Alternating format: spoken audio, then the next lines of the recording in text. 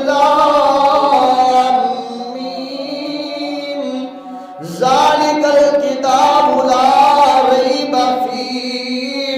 اللہ نے فرمایا الف لام میم، یہ وہ بلند رتبے کتاب ہے جس میں کوئی شک نہیں۔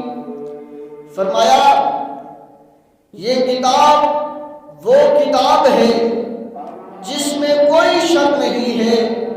اس عظیم کتاب میں کوئی شک ہو بھی نہیں سکتا۔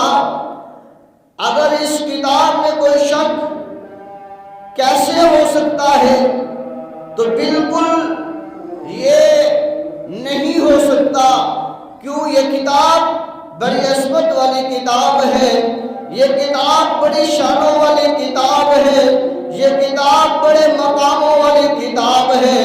اس عظیم کتاب میں شک ہو بھی کیسے سکتا ہے جن کو بھیجنے والا رب العالمین ہو اور جسے لانے والا جبریل امین ہو اور جس کو بھیجنے والا رب العالمین ہو اور جس محبوب پر نازل ہو، اور وہ محبوب کوئی عام محبوب نہیں بلکہ وہ رحمت للعالمین ہو، وہ رحمت للعالمین ہو۔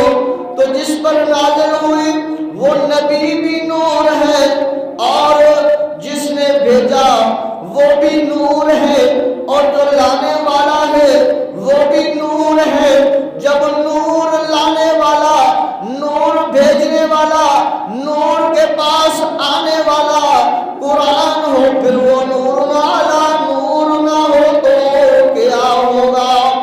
تو پتہ یہ چلا اللہ رب العزت کا کلام قرآن مجید فرقان حمید تمام عزتوں اور شانوں کے لائق ہے، تمام رفعتوں اور مقاموں کے لائق قرآن مجید ہے۔